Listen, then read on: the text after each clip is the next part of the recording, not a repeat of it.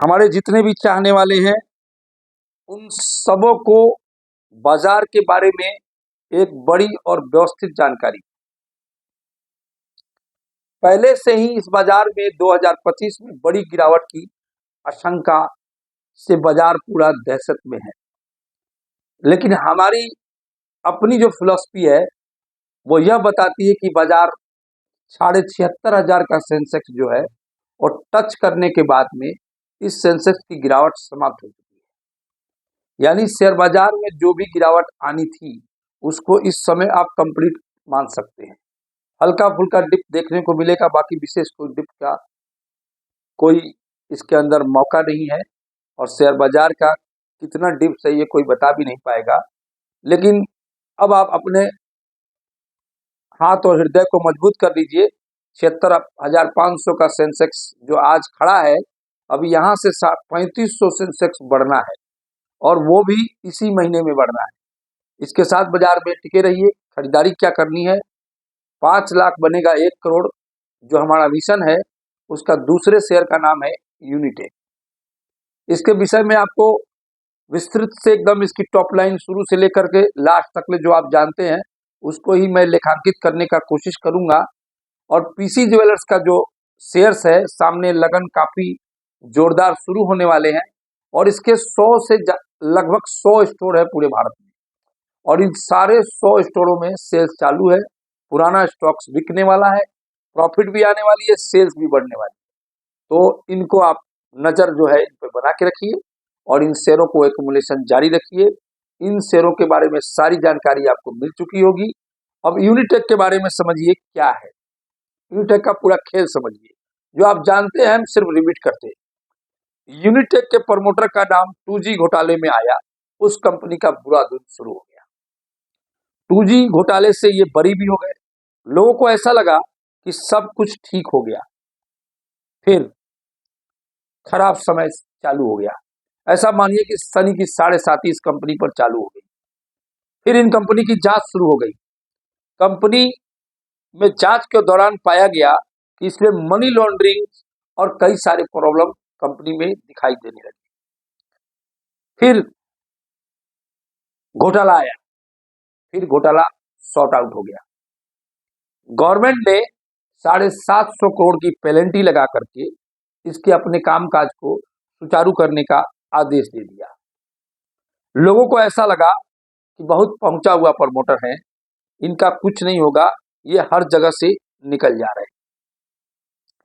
Promoter ने भी जज के जजमेंट को हल्के में ले लिया, और जो 750 करोड़ रुपया इनको जो जमा कराने थे, इन्होंने जमा कराने में टाइम लाइन जो दी गई थी उसमें इन्होंने लेट कर दिया। फिर शुरू हो गया इनकी नेक्स्ट जांच की पड़ताल।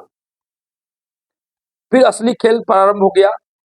जो लोगों ने इनमें बुकिंग कराए थे फ्लैट, उनके फ्लैट लेट से मिलने लगे। उनमें से कई लोगों ने पैसे वापसी और देर से मिलने का केस जारी कर दिया, और ये देर से मिलने वाले इन सारे कामों में 8-7 साल कब निकल गए मालूम नहीं पड़ा। अब बैंकों का जो लोन है उसका भी प्रेशर आने लगा, और जो पब्लिक ने बुकिंग कराई थी फ्लैट, उनके भी केस इनके ऊपर चलने लगे। अब बुकिंग की राशि 12-14 हजार करोड़ के आसपास की थी, और बैंकों का लोन 4,000 करोड़ के आसपास का था, ब्याज समेत। अब इनके पूरी केसों के जांच पड़ताल के बाद पाया गया, इसके बीच ये जेल भी चले गए, तिहाड़ जेल में। तिहाड़ जेल में से कई अधिकारी घोटाले में भी साबित हो गए। फिर इन पर यह केस साबित हुआ कि इन्होंने 5,000 करोड़ रुपया इस काम से निकाल करके विदेश में शिफ्ट कर दिया है। अब लोगों को पैसा सरकार ने, अब लोगों ने सरकार से गुहार लगाई। अब सरकार ने पैसा दिलाने, मकान दिलाने की कोशिश में, लोगों का आशियाना मिल जाए, उनकी गाड़ी कमाई का पैसा डूबे नहीं, इन कोशिश में सरकार सामने से आ गई। यह समय बहुत लंबा चला, और इस दौरान यह शेयर 30 पैसे का नीचे स्तर छू गया। ऐसा दौर आया कि कंपनी खत्म सी हो गई, यानी कंपनी को पूरी तरह से सरकार ने ऑक्युपाई कर लिया। यह न्यूज बाजार में आ गई और ऐसा लगने भी लगा, ऐसा हमें भी लगने लगा। और उससे बाद इसके दौर बेहतरी के लिए सरकार ने इस कंपनी को अपने हाथ में लेकर काम चालू कर दिया। फिर इस कंपनी को लगा कि अच्छा दौर शुरू हो गया, और 30 से 1.5 से 2, 3 ऐसा करके सालों चलता रहा। फिर एक ऐसा दौर आया जब कामकाज की पूरी अनुमति मिल गई और यह शेयर 30 पैसे 1.5-2 रुपये से दौड़ करके सरपट 19 रुपये चला गया। अब 19 चला गया, अब रियलिटी में आइए आप। अब रियलिटी में सरकार इनके अपने कामकाज इनके हाथों में ले लिया है। इनके सारे कामकाज बहुत जोर शोर से चल रहे हैं। अब यह जो है, जिनके पैसे बाकी है उनको देने की तैयारी चल रही है। जिनके मकान बुकिंग हो चुके थे उन्हें मकान वापस मिल रहा है, पैसे वापस मिल रहे हैं, बैंकों को पैसे वापस मिल रहे हैं, सरकार को रेवेन्यू वापस मिल रही है। यह दौर शुरू हो गया। अगर यह दौर 6 महीने चलता है तो इनके पुराने दौरों की याद ताजा हो जाएगी, जिस समय यह 30, 32, 36 रुपए का भाव हुआ करता था।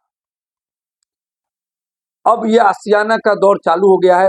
ये पूरी स्टोरी इसके बारे में आप समझ चुके हैं।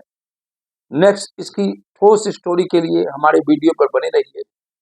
इस शेयर के बारे में मैं ऐसी ऐसी स्टोरी आपके सामने प्रस्तुत करूंगा जो आपके दिल को छू लेगी और कंपनी की असलियत और आपके पोर्टफोलियो की ताकत दोनों में एकदम समानांतर बैठा कर रखेगी।